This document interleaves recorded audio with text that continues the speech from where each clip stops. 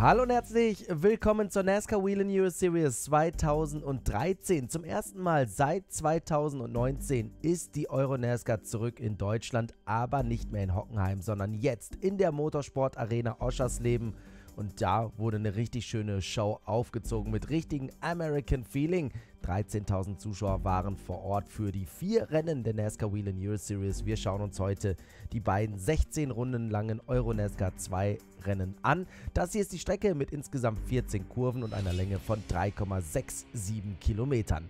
Wir starten mit Runde 9 in der Saison 2023. Das hier ist die Fanzone. So sieht es hier in Oschersleben aus.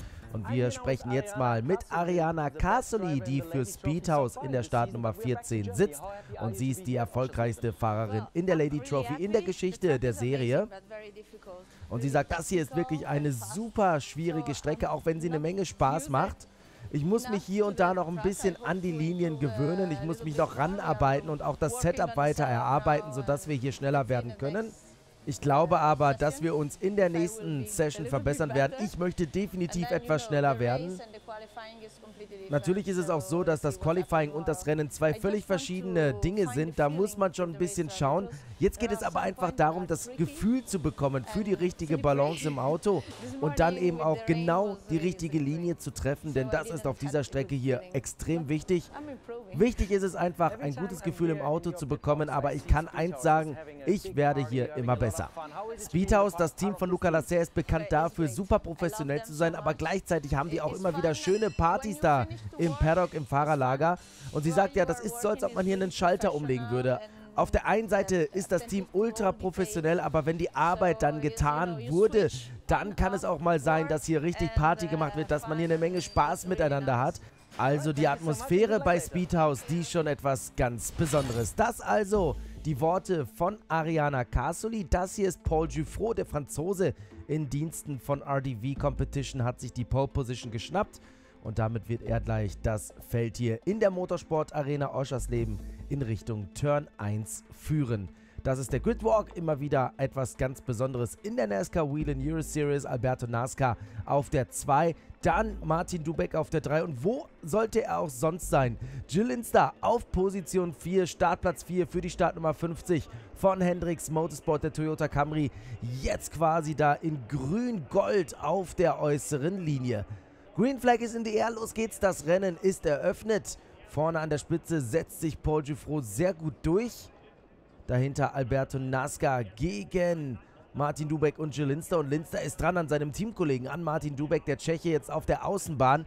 Also Vorteile für die Startnummer 50. Aber Linster hat hier nicht die Möglichkeit gefunden, am Tschechen vorbeizukommen und muss sich erst einmal mit der 4. Position hier zufrieden geben. Mr. Consistency, das ist der Name von Jill Linster im Jahr 2023. Jedes Rennen hat er bisher in den Top 5 beendet. In der Regel auf Platz 4. Es war aber auch schon ein Podium mit dabei. Also das ist einer der absoluten Titelkandidaten in dieser Saison, der Jill Linster. Aber dafür müsste er noch an Paul Giuffreau und Alberto Nascar vorbei, genauso wie am Championship Leader Vladimiros Tsortzis. Und der hat hier massive Probleme. Der Motor will nicht so richtig und für den Zyprer bedeutet das Ausfall. Da ist nicht viel zu holen für Vladimiros Tsortzis und das ist gleichzeitig die Chance dann auch für seine Verfolger, für Jill Linster, für Alberto Nascar und Paul Giuffreau, die Lücke auf Tsortzis zu schließen, der bereits 5-mal gewonnen hat in dieser Saison. Aber jetzt bröckelt so langsam die Dominanz des Academy Alex Caffi Motorsport Fahrers. Jill Linster ist dran an Martin Dubek, aber gleichzeitig muss er auch ein bisschen in den Rückspiegel schauen, denn da schert schon Claudio Remigio Capelli mit den Hufen, der da gerade einmal ganz kurz ein bisschen Staub aufgewirbelt hat. Und hinter Capelli haben wir dann die Startnummer 69 von Melvin de Groot, der für das Team Blekemolen an den Start geht. Dann haben wir die Startnummer 88 aus dem Hause Car Racing. Das ist Roberto Benedetti, der hier mit Capelli und de Groot um Platz 1 in der Legend Trophy kämpft. Das ist die Sonderwertung für Fahrer über 40 Jahren. Oh, und da haben wir Benedetti abseits der Strecke ganz kurz gesehen. Die 88 mit einer echt typischen Rallycross-Einlage. Und auch Capelli war gerade wieder ziemlich quer. Hier haben wir die Startnummer 18 von Race Art Technology. Wir fahren beim Fahrer mit dem markanten Bart mit. Der könnte eigentlich als Double von einem der ZZ Top Musiker durchgehen, dieser Claudio Remigio Capelli. der jetzt hier versucht, an Jill Linster vorbeizukommen. Die beiden Side by Side, direkt nebeneinander. Und da wundert es mich ein bisschen, dass Jill Linster hier langsamer wird. Denn normalerweise ist Claudio Capelli keiner, der so leicht an Jill Linster rankommt und vor allem nicht vorbeikommt. Nichts gegen Capelli, der ist unglaublich stark in dieser Saison und hat immer wieder auch Top-5-Ergebnisse angepeilt. Aber da ist schon noch ein kleiner Unterschied, was die Klasse angeht zwischen Jill Linster und Claudio Capelli. Der kommt hier aber sehr gut dran an die Startnummer 50. Ich hoffe, dass es da kein Problem gibt bei Jill Linster am Toyota Camry mit der Startnummer 50 von Hendricks Motorsport. Das Team wird geleitet von Roy und Jupp Hendricks. Außerdem gibt es da eine Menge Unterstützung seitens der Familie Hesemanns. Liam Hesemanns teilt sich das Auto mit der 50 Jahr mit Jill Linster. Außerdem ist der zweimalige Euro-NASCAR Pro Champion Loris Hesemanns im Team immer mit dabei, um die beiden anzuleiten, um ihnen Tipps zu geben. Also da gibt es eine Menge Unterstützung auch von Papa Twan Hesemanns, einer absoluten Langstreckenlegende im Motorsport, aber weit, weit vor meiner Zeit. Der ist in den 60er und 70er Jahren auf der Rennstrecke unterwegs gewesen, aber seine Söhne machen das richtig gut und Jill Linster profitiert natürlich auch davon, dass er jemanden wie Loris Hesemanns da in der Box hat. Hier haben wir Patrick Schober mit der Startnummer 27 von Double V Racing. Der Österreicher, der in der Slowakei lebt und in Spanien geboren worden ist, greift jetzt hier nach der Position von Melvin de Groot und das ist einer seiner absoluten Spezialitäten. Also dieser Patrick Schober, der ist so stark, wenn es darum geht, jemanden zu überholen. Schon auf anderen Strecken hat er bewiesen, wie gut er das kann. Ich erinnere mich da in seiner Rookie-Saison an ein Manöver aus Grobnik, wo er gleich mal 2 Konkurrenten mit einem Schlag überholt hat. Das war schon richtig stark. Vorne an der Spitze haben die beiden sich abgesetzt, aber der Abstand zwischen Paul Giffrot und Alberto Nasca war auch schon mal deutlich größer. Das bedeutet, die 54 von Car Racing kommt immer näher ran an die Startnummer 3 von RDV Competition. Das könnte jetzt hier nochmal ein richtig schönes Duell geben auf der ersten und zweiten Position. Hier haben wir Martin Dubek, dann immer noch Jill Linster mit Claudio Capelli im Gepäck. Linster hält sich tapfer auf der 4. Position, aber ich habe, wie gesagt, das Gefühl, irgendwas stimmt da nicht so hundertprozentig. Das Auto scheint nicht perfekt zu laufen, sonst wäre Jill Linster eigentlich eher jemand, der sogar noch an Martin Dubek vorbeikommen würde. Der Champion aus dem Jahr 2021, Martin Dubek, hat in diesem Jahr schon einige gute Ergebnisse erzielt. Ihm fehlt aber eigentlich so eine Grundpace, um wirklich ums Podium zu kämpfen. Die Startnummer 7 ist immer gut eingestellt. Martin Dubek fährt auch wirklich sensationell konstante und starke Rennen. Aber wenn wir die beiden Hendricks-Piloten jetzt miteinander vergleichen müssen, dann hat Jill Linster eigentlich in der Regel die Nase vorne gehabt. Jetzt hat sich Linster wieder so ein klitzekleines bisschen von Capelli absetzen können. Der Luxemburger, der mittlerweile im Saarland in Deutschland lebt. Deswegen ist das Rennen hier in Oschersleben auch irgendwo eine kleine Heimpremiere für Jill Linster, der jetzt hier überholt wird von Claudio Capelli. Ich bleibe dabei, da stimmt was nicht. Da stimmt was nicht mit der Startnummer 50, sonst wäre er jetzt hier nicht so abgekocht worden. Schauen Sie sich das an, also die Lücke zwischen Capelli und Linster wird immer größer. Irgendwas scheint da nicht richtig zu funktionieren bei Jill Linster. Dafür hat jetzt Claudio Capelli natürlich die 4. Position übernommen. Noch ist Linster hier draußen geblieben. Wir waren gerade genau im Bereich der Boxeneinfahrt. Dubek, Capelli, Linster. Und Linster muss aufpassen, denn von hinten kommt schon Patrick Schober angeschossen. Der Österreicher mit dem Ford Mustang von Double V Racing aus Italien.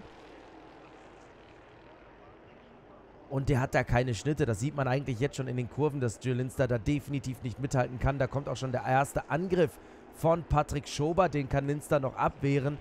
Aber es scheint nur eine Frage der Zeit zu sein, bis der Österreicher hier am Luxemburger vorbeikommt. Linster ist auf Messerschneide unterwegs. Das sieht man definitiv. Da hat er gerade die komplette Breite der Strecke ausgenutzt, sogar ein bisschen Staub aufgewirbelt. Also, er gibt sich hier nicht kampflos auf. Das können wir sagen, dass Jill Linster hier nochmal alles gibt, um diese jetzt gerade 5. Position zu verteidigen. Schober ist jetzt aber daneben und überholt die Startnummer 50 problemlos. Also, das hat sich angedeutet, da stimmt was nicht. Also, das ist jetzt ganz, ganz klar zu sehen, dass wir ein Problem an der Startnummer 50 am Toyota Camry von Jill Linster haben.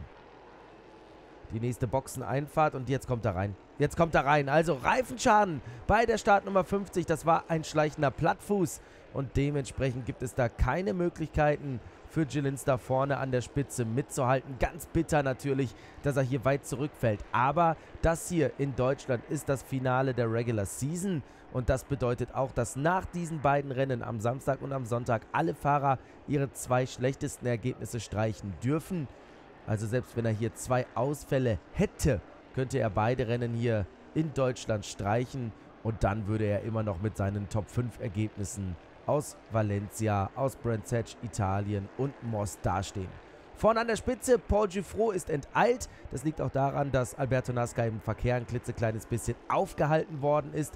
Und damit geht wohl der Sieg an den Franzosen in der Startnummer 3. So ist es. Paul Giffrot gewinnt das Rennen vor Alberto Nasca und Martin Dubek. Claudio Capelli wird Vierter vor Patrick Schober und Melvin de Groot. Dann haben wir Thomas Toffel noch auf der 7. Position gehabt. Paul Giffrot, die Sensation des Jahres 2023, der Franzose, 19 Jahre alt ist er, gewinnt sowohl in der Euro-NASCAR 2 als auch in der Euro-NASCAR Pro. Das Auto war wirklich sehr gut, sagt er. Leider war es einmal so, dass wir da von einem Hinterbänkler ein bisschen aufgehalten worden sind, insbesondere Alberto. Dadurch hatten wir dann nicht mehr diesen Kampf, aber dann hieß es auf einmal Reifen schon, weil wir ja wissen, dass wir diesen Satz auch morgen noch im zweiten Rennen fahren müssen. Jedes Mal ist er noch weiter vom Gas gegangen und ich habe dann sofort reagiert und habe auch gesagt, ich möchte meine Reifen schonen für morgen. Aber ich denke, dass wir insgesamt ein gutes Auto für das Rennen am Sonntag haben und wir sind super happy. Das ist der Teamchef von RDV Competition, das ist Franck Violas. Und der ist super stolz auf die Leistungen von Paul Giffrot, der hier in der NASCAR Euro-Serie wirklich einen unglaublich guten Job macht.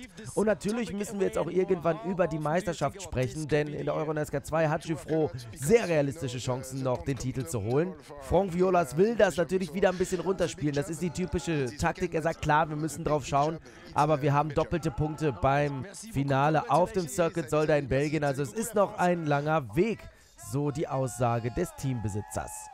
Paul Giffrot lässt sich feiern auf dem Podium. Neben Alberto Nasca und Martin Dubek in der Rookie Trophy gewinnt Thomas Toffel vor Thomas Dombowski und Jack Davidson. In der Legend Trophy gewinnt Capelli vor de Groot und Riccardo Romagnoli. Und die beste Frau im Feld war Ariana Carsoli in der Startnummer 14 von Speedhouse. Das war der erste Streich, der zweite folgt sogleich, die Euro-NASCAR 2 Runde 10.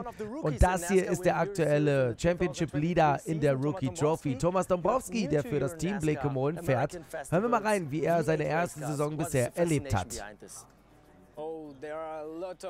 Also ich muss sagen, diese Euro-NASCAR, die weckt schon eine Menge Emotionen. Wir haben so viele Zuschauer hier dabei, die bis in die Boxengassen reinkommen, die die Rennen verfolgen und zwar zu 1000 auf der Tribüne.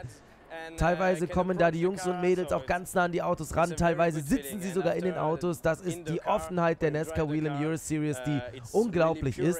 Gleichzeitig ist es aber auch völlig verrückt, diese Autos hier zu fahren. Keine elektronischen Hilfen. Wir haben V8-Motor mit 400 PS, also mit einer Menge Leistung. Da muss man sich schon so richtig anstrengen. Das ist etwas ganz Besonderes. Also ich muss sagen, ich komme aus dem Kartsport, ich musste jetzt nicht diese Transition von einem anderen Auto in dieses Auto machen, aber trotzdem muss man schon sagen, man muss sich daran gewöhnen, denn das hier ist echt Pure Racing, man muss hier alles ohne elektronische Hilfen machen. Man hat aber ein sehr gutes Feedback im Auto. Das Auto fühlt sich einfach nur klasse an. Es macht eine Menge Spaß zu fahren. Das hier ist doch wirklich echter Rennsport. Also, das waren mal sehr interessante Aussagen von Thomas Dombowski, der Franzose. Der kämpft hier um die Rookie Trophy. Das ist der Championship-Verfolger von Wladimiros Dzorzis, Alberto Nasca. Und der hat die schnellste Rennrunde im Samstagsrennen gefahren. Und damit steht er hier auf der Pole Position. Oschersleben hat sich wirklich ziemlich viel Mühe gegeben, um hier ein American Fest aufzubauen. 13.000 Zuschauer beim Debüt, das kann sich sehen lassen. Und ich ziehe einfach mal meinen virtuellen Hut hier für die Jungs und Mädels in Oschersleben, die dieses tolle Event auf die Beine gestellt haben. Jetzt schauen wir aber auf das zweite 16 Runden lange Rennen in der Euro-NASCAR 2 Meisterschaft. Alberto Nasca kann sich verteidigen in der Startnummer 54 und dann haben wir da schon Jelinster und der kämpft um die zweite Position. Jetzt ist er hier außen, aber die nächste Kurve ist eine Linkskurve. Gute Chancen also für Nasca, während wir hier den ersten Dreher sehen. Matthias Hauer aus Deutschland, der Anwalt, dreht sich raus, kann aber wieder zurück auf die Strecke fahren. Paul Giffrot ist bis auf die 4. Position zurückgefallen, aber das war ein Bombenstart von Jelinster, Hier sehen wir die beiden Marco Stipp Motorsport-Autos mit der 48 und der 46. Jack Davidson und Nick Schneider. Die kämpfen da gerade im Mittelfeld um die Positionen, aber vorne Jilinster jetzt natürlich im Attack-Mode, im Angriffsmodus gegen Alberto Nasca.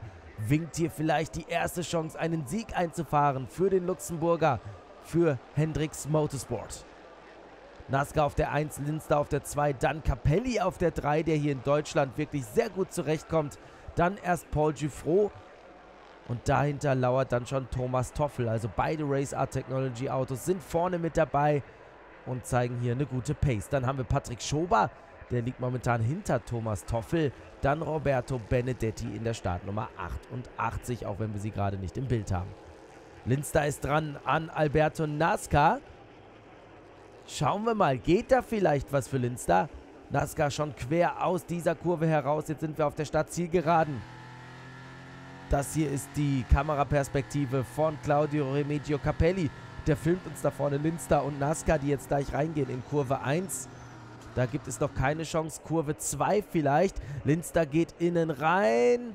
Und es gibt den Kontakt. Es gibt den Kontakt zwischen Linster und Nasca.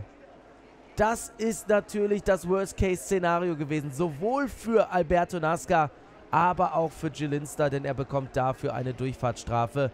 Causing a collision at the front of the field. Und das ist natürlich besonders gefährlich, wenn da plötzlich ein Auto quer steht und die restliche Meute noch angeschossen kommt. Und deswegen hat sich hier die Rennleitung für eine Durchfahrtsstrafe gegen die Startnummer 50 entschieden.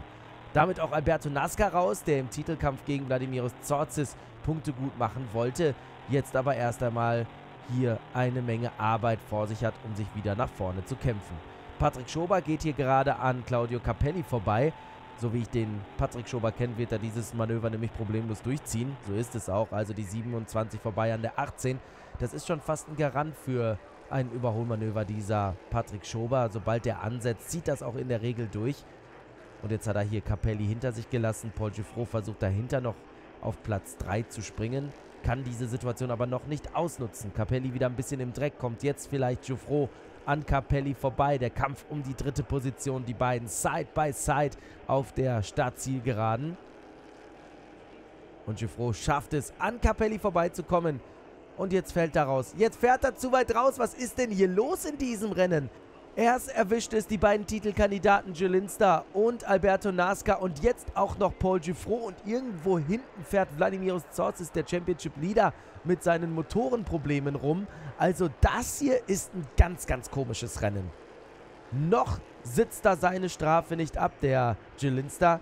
Und er hat jetzt mittlerweile Patrick Schober im Nacken und der ist verdammt schnell hier unterwegs auf dem Asphalt der Motorsport Arena Oschersleben. Und jetzt ist er schon dran am Heck von Jilinster. Schauen Sie sich das an, das Auto mit der 50, der Toyota, füllt hier formatfüllend das Bild. Schauen wir mal, kommt jetzt schon der Angriff von Schober?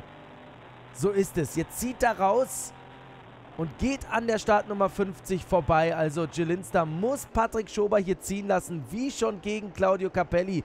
An dieser Stelle Patrick Schober mit einem unglaublich starken Manöver. Und Capelli ist jetzt auch schon dran an Jilinster.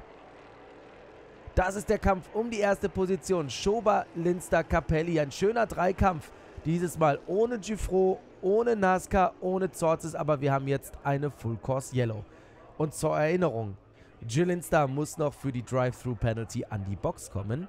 Hier haben wir Nick Schneider, der mit Riccardo Romagnoli aneinander geraten ist. Das Aus für den Deutsch-Brasilianer in der Startnummer 46. Das Aus für den Italiener in der Startnummer 65. Schauen wir uns das Ganze mal an.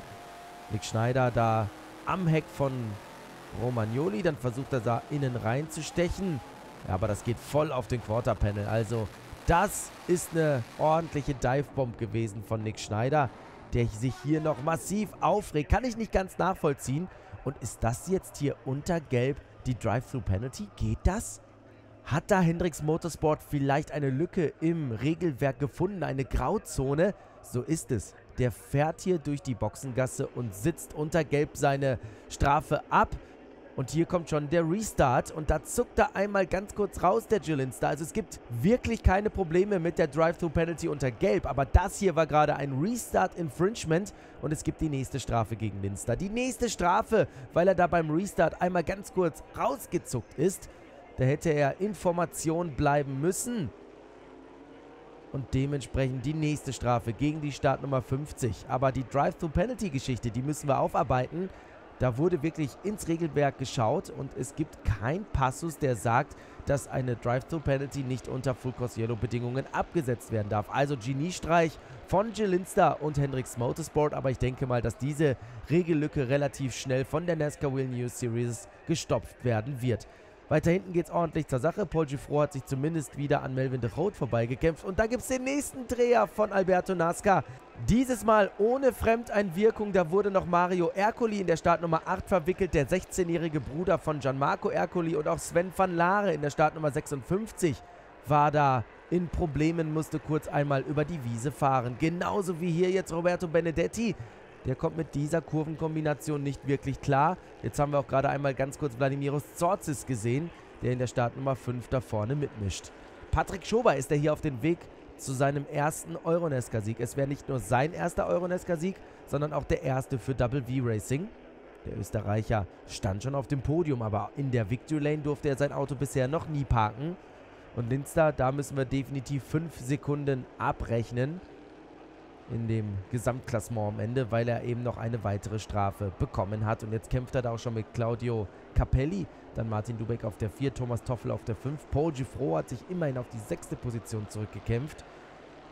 Aber soweit ich das richtig gehört habe, gibt es auch eine Strafe gegen Martin Dubek. Also der zweite Hendricks Motorsport-Pilot hat ebenfalls Probleme. Genauso wie bei Jill Linster. Restart Infringement auch beim Tschechen. Auch der muss hier einiges an Zeit oben drauf rechnen.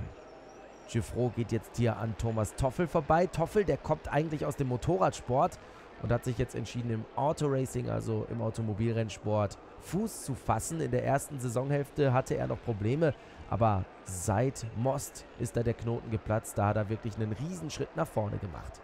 Linster jetzt gegen Claudio Capelli. Der Italiener kommt, die beiden sind Side by Side.